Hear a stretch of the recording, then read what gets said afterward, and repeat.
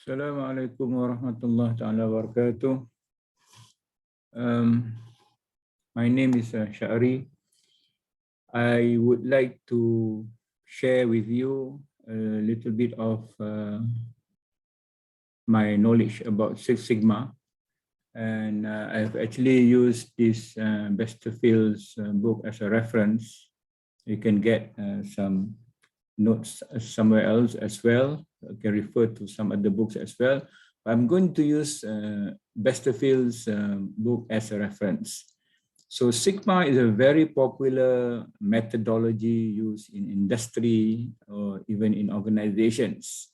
And there's a lot of misunderstanding and misconceptions about the use of Six Sigma. Six Sigma is basically is both a statistical concept that measures number of non-conformities in the product, as well as it is an improvement methodology.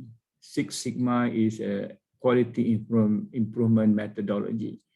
And basically, the methodology is using DMAIC, define, measure, analyze, improve, and control. Okay, so that is the methodology.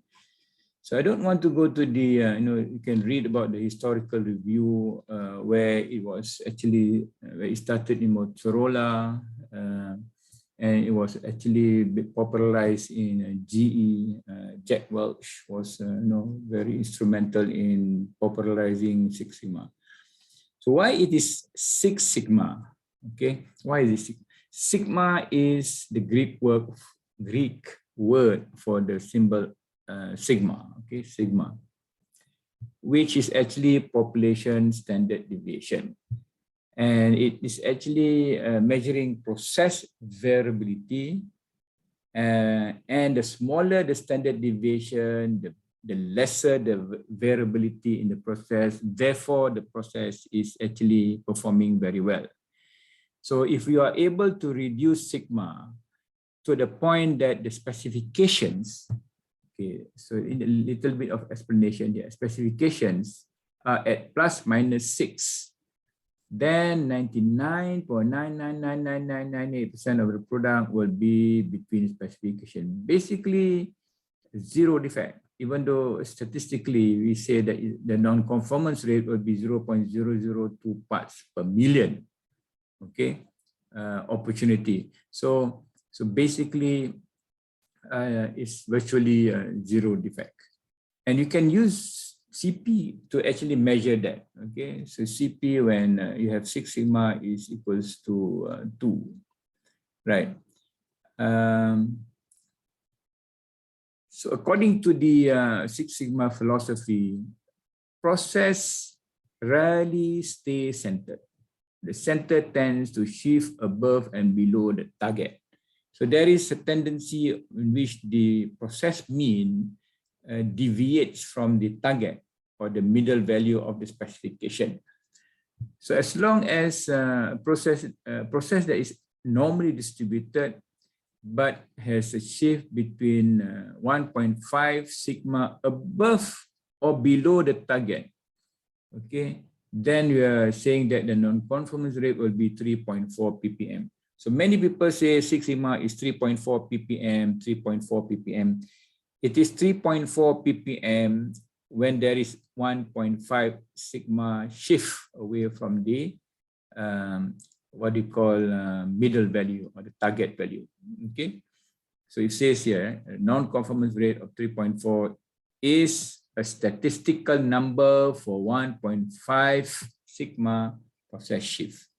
So you need to go back to normal distribution and see this. So this is non-conformance rate and process is centered. So this is a normal distribution. This is the mean or the middle value.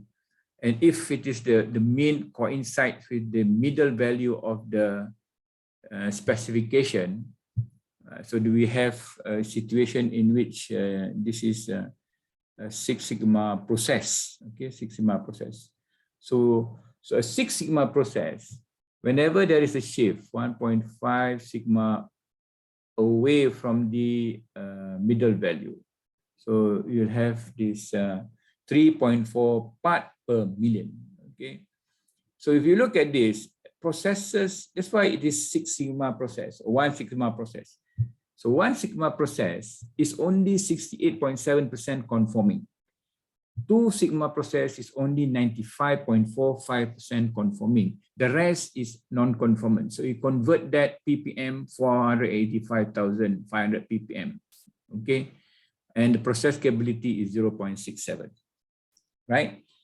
So you want your process to be beyond 3 sigma. Actually, 3 sigma is CPK1 and 99.73% conformance, and that also resulted into 2,700 non-conformance rate. Okay, so it goes. This is non-conformance rate and process capability when the process is centered. Right, is centered. So if it is not centered, then you can, calculate the ppm, okay, parts per million. Incidentally, 0.02 parts per million is also 2 parts per billion. That's why when a process achieve 6 sigma level, it is virtually no defect. Okay, no defect. I always like to give examples of 6 sigma process. If in manufacturing you can do that, you can measure that, you can actually see whether it is within specification or not specification. But in a real life, how do you want the takeoff and in airports, planes take off and planes land in the airports. So what process level do you actually want? Do you want a 2 sigma process level, whereby for every million operations, flight, takeoff, and landing, 485,000 defects? Defects can be, overshoot, can be not unsafe landing, and so on. So you want to have 6 sigma process. 6 sigma process, only 1 failure for 2 million, 3 million operations. Okay, hospitals, babies are being delivered in hospitals. Do you want your baby to be dropped by the nurse or the doctor during the delivery or death? And so these are reality. You want the process to be operating at a very almost perfect. Okay, so high sigma level. Okay, 6 sigma. Let me see. Right. So the rationale for this statement is for 2 parts per million, for 0.02 parts per million. So it's first assume that the process is 1.5 sigma shift. Okay, which is, it can be maybe much less than that. The shift was originally envisioned around 1990. We were able to control and measure the process better. Second, it is assumed that the process is always at 1.5, which will not occur because the process, especially in manufacturing, there'll be a lot of random variation, things you cannot control. There are many things, but if if it is within the limits, within your variability, within your specification, then you shouldn't worry. Okay. So monitoring using X bar R chart with n equals to 4 will most likely catch and correct an out of control condition within 2 hours, say. Okay, therefore, in 40 hours week, the process will be running at 3.4 ppm. Okay.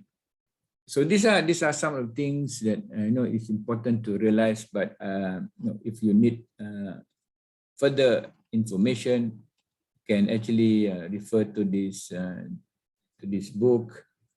And also, this is a table for whenever there is 1.5 sigma shift. Okay, imagine your process is plus minus 4 sigma. Okay, let's say 4 sigma.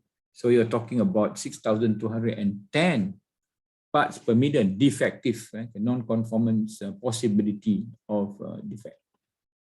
Okay, I will stop here for a while. I will continue and probably talk about improvement methodology, DMIAC, in a very, very concise and very brief explanation. So please share this video. Please subscribe to my YouTube channel. And hopefully you learn something, and please give me feedback on things that probably you don't understand, and can email me. Thank you very much for your attention. I'll see you in my next video. Assalamualaikum warahmatullahi wabarakatuh.